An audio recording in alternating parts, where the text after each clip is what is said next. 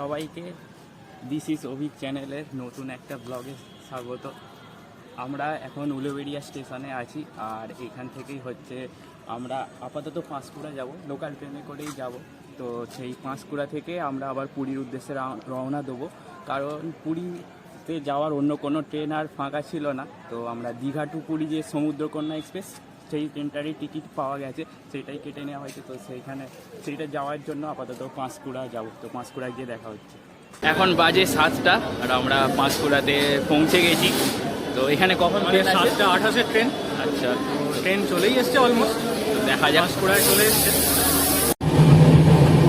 এখন বাজে 7:45 আর 7:40 হচ্ছে পাঁশকুড়া থেকে আমাদের সমুদ্রকন্যা এক্সপ্রেস ছেড়ে দিয়েছে।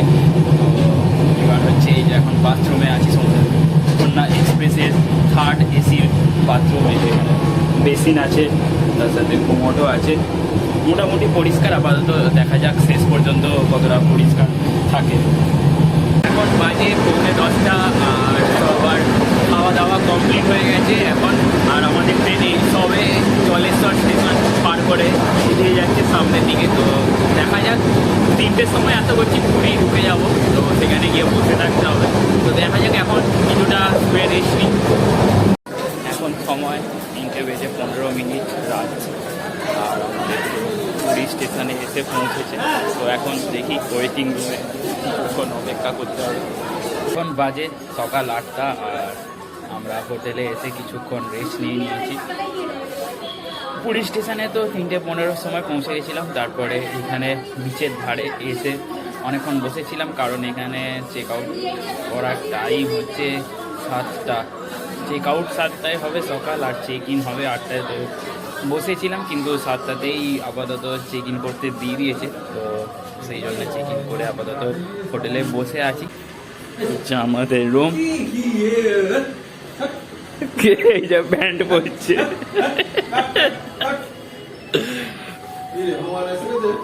রুম থেকে বেরিয়েই ব্যালকনি আর সামনে সমুদ্র।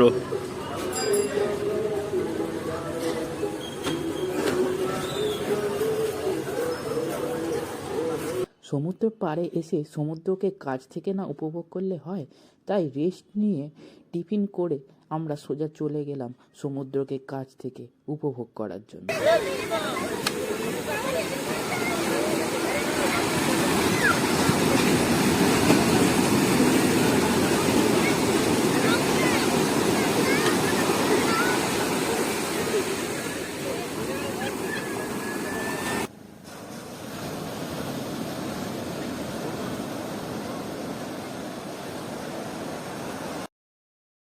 এইভাবেই কিছুটা সময় সমুদ্র আর সমুদ্রের ঢেউ উপভোগ করতে করতে আমরা কাটিয়ে দিলাম।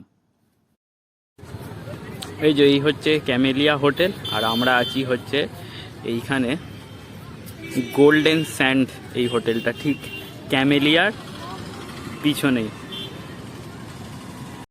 মোহনবাগানের জার্সি পরে চান করতে চলে এসেছি এখন। এরপরে সমুদ্রে চলে যাব। পিছনে ভালোই ঢেউ আছে, দারুণ ব্যাপার হয়েছে। এখন পুরীর বিভৎস ঢেউ খাচ্ছি। পিছন দিক থেকে ধাক্কা দিল হালকা করে পায়ে। এখন খুব বেশি জোরে আসে না, একটা খুব জোরে আসছে। তো দেখা যাক, একটু এনজয় করতে থাকি। একটা খুব বড় আসছে, দেখা যাক কি হয়।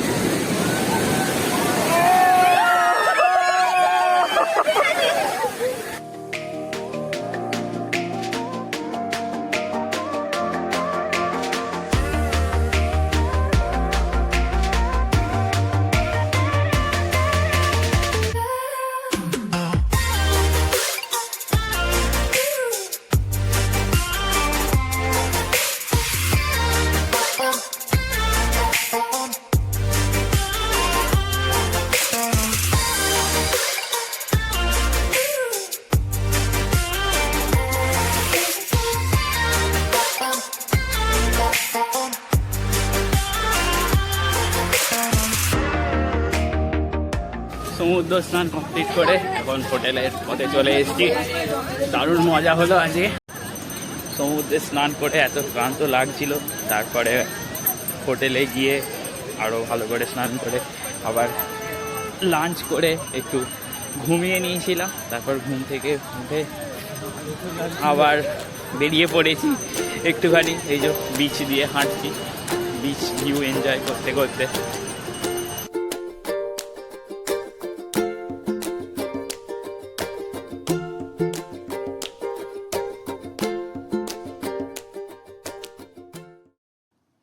বিচেতে কিছুক্ষণ সময় কাটিয়ে সেখান থেকে অটো নিয়ে আমরা চলে গেলাম জগন্নাথ মন্দির চত্বরে। জগন্নাথ মন্দিরের সামনে চলে এসেছি, এখন একটুখানি চারপাশ হেঁটে আজকে আপাতত চলে যাবো, কালকে আমরা দর্শন করতে আসবো শ্রী জগন্নাথ দেবকে।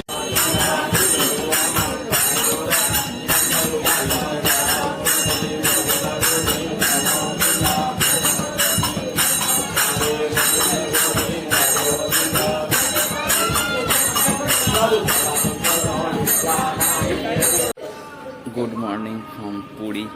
আর আজকে আমাদের দিয়ে একটু সকাল সকাল উঠে পড়েছি, মুক্তা হয়ে গেছে, চান করবো এখন। চান করে হচ্ছে জগন্নাথ মন্দিরে পুজো দিতে যাওয়া হবে। তো এসেছি সেজে গুজে এখন জগন্নাথ মন্দিরের সামনে, তো এরপর পুজো দিতে যাবো ফোন রেখে। তো তারপর পুজো দেওয়ার পর দেখা হবে। পুজো দেওয়া কমপ্লিট, আর এখন আমরা হচ্ছে চারিদিকে পরিক্রমা নতুন করে দিয়েছে, এতটা এই যে চওড়া জায়গা করে, তাই তো পিসিমণি? কেমন লাগলো? লাগছে আগে যা দেখেছি তার তুলনায় অনেক অনেক সুন্দর, মানে এত মানে পরিবেশটা ভালো লাগছে যে মানে বলা যাবে না, খুব ভালো লাগছে। পুরো জায়গাটা বড় করে দিয়েছে, আর চারিদিকে খোলা মেলা, খুব সুন্দর। দেখ কি দারুণ লাগছে ওরা। তো এখন আমরা এই চারিদিকে ঘুরে তারপরে আবার হোটেলের দিকে চলে যাব।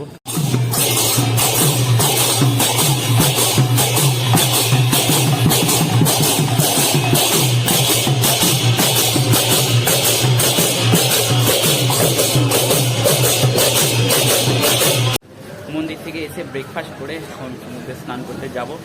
আর আজকে একটুখানি মজা করে নিই, কাল হয়তো আর স্নান করা হবে না, সুতরাং আজকে মজা করে নিই। তো সমুদ্র স্নান পান করে একটু রেস্ট নিয়ে আজকে হয়তো কোথাও একটু যাওয়া হবে, দেখা যাক কী হয়।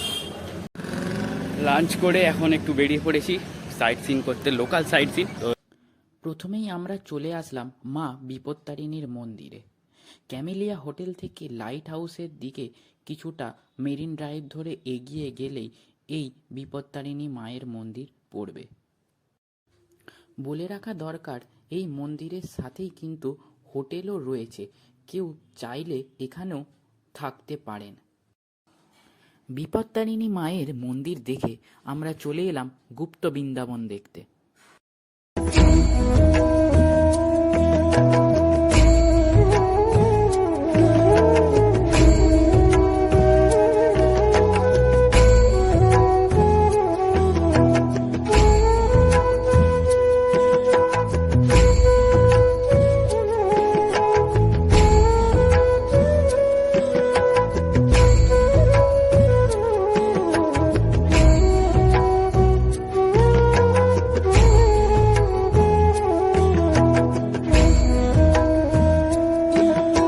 মহাপণ্ডিত, বুঝতে পেরেছো?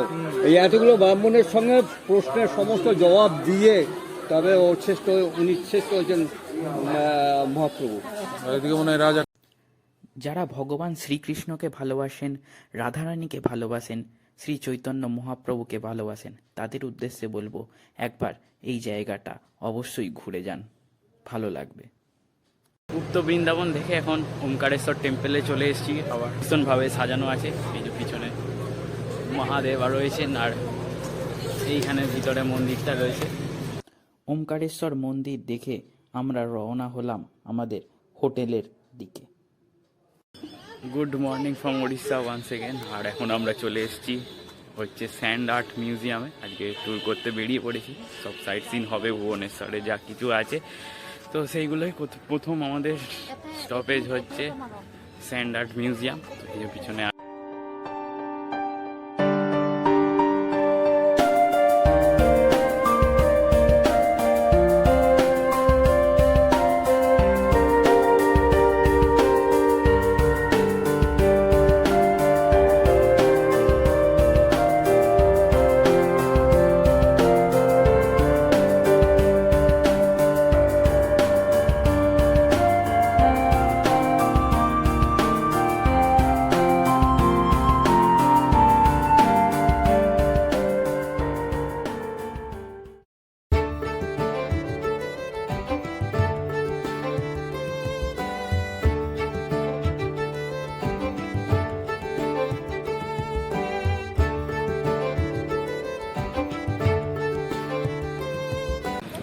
এখন চলে এসেছি চন্দ্রভাগা বিচের একটু আগে।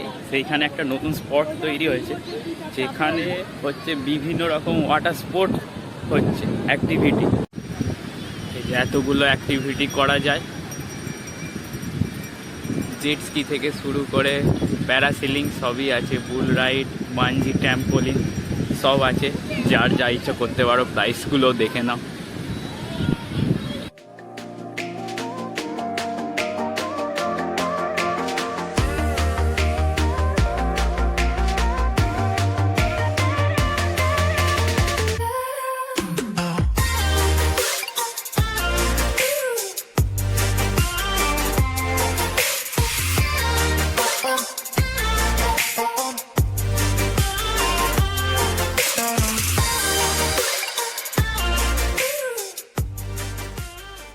চলে এসেছি কোনারকে। এখন কোনারক স্নান টেম্পল, কার রাজা নরসিংহ দেবের হচ্ছে আস্তাবল ছিল এইখানে।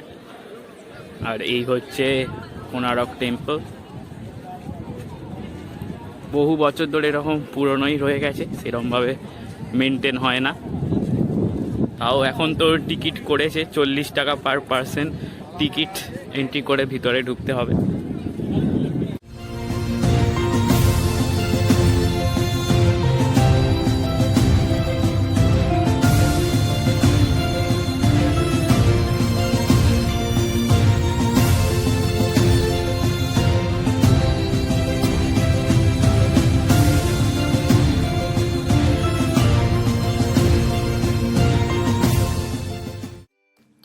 কোনারকের পর ধবলগিরি এবং নন্দন কানন দেখে আমরা রওনা দিলাম আমাদের হোটেলের উদ্দেশ্যে। কারণ হোটেলের পথ ছিল নন্দন কানন থেকে প্রায় 2.5 ঘন্টা।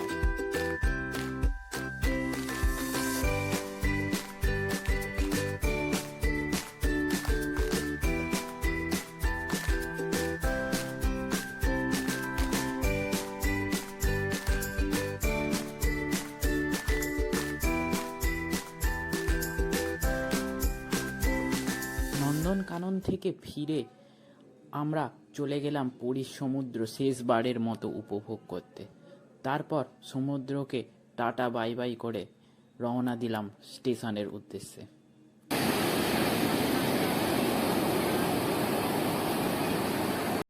এখন বাজে 9:30 আর আমরা পুরী স্টেশনে চলে এসেছি। তো এখানেই আমাদের ট্রিপ শেষ হচ্ছে। ট্রিপের সাথে সাথেই ব্লগও এখানেই শেষ হলো। আবার দেখা হবে নতুন কোনো জায়গায়, নতুন কোনো ভিডিওতে। ততদিনের জন্য বাই।